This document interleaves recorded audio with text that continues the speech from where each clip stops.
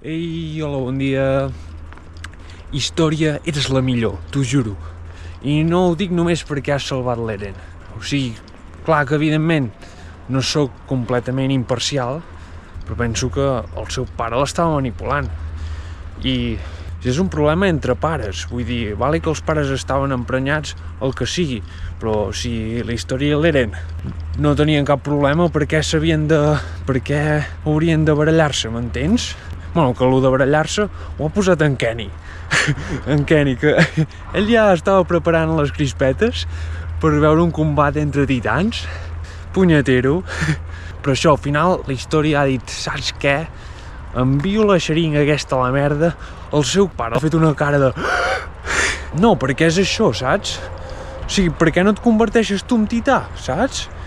I que ara ho sabrem, perquè al final ha llepat aquí una mica del líquid de la xeringa i ja amb què surt.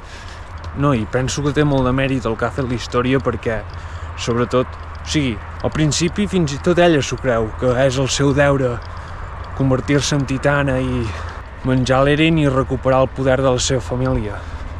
I també tenint en compte el seu nom, saps? Es diu Història. És com... T'hem posat aquest nom perquè recuperis el coneixement de la història que només el pot tenir aquesta persona que té aquest poder. Que l'Eren teòricament no pot, perquè no és de la sang dels reis.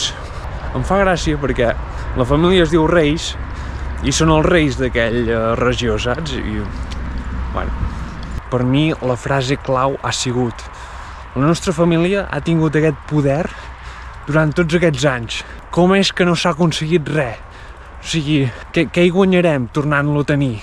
I aquí el pare explica que el primer rei tenia pensat que els humans estiguessin sota les ordres de titans perquè hi hagués pau, no?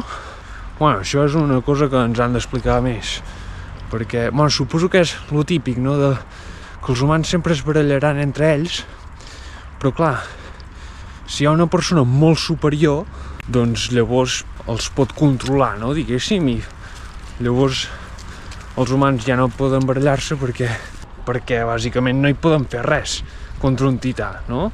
És que si ho penses, segur que el pare va tenir la història només perquè es pogués convertir en tità, 100%, seguríssim, perquè et maten a tothom i dius, vale, jo no em vull convertir en tità, bueno, tindré una filla així perquè algun dia no es fan així les coses, saps? No ho pots fer això, no, és lleig. No, ara tinc ganes de saber per què coi no es volia convertir ell en tità. Bueno, suposo que és perquè al final algun descendent teu t'ha de menjar. L'atac d'en Levi i companyia ha sigut, com sempre, molt ben pensat, m'ha agradat. Llàstima que al final la Hanch, no sé com estarà, però ha acabat una mica malament. I jo crec que en Kenny encara pot ser dels nostres. No sé. És que si hagués volgut, jo crec que ja hauria matat en Levi. Perquè, nano, vas amb pistoles. És molt més fàcil enxampar algú, saps? Però ara també està molt boig, vull dir que vés a saber. I res, ens veiem al proper episodi. Sembla que hi haurà lluita entre titans. Eren contra el pare de la història. Eren, sisplau, destrosso. Clar, és que, un moment, si ara no es pot convertir en tità, l'hem cagada una mica, Esperem que sí. Va, Eren, confiem en tu. Vinga, vagi bé.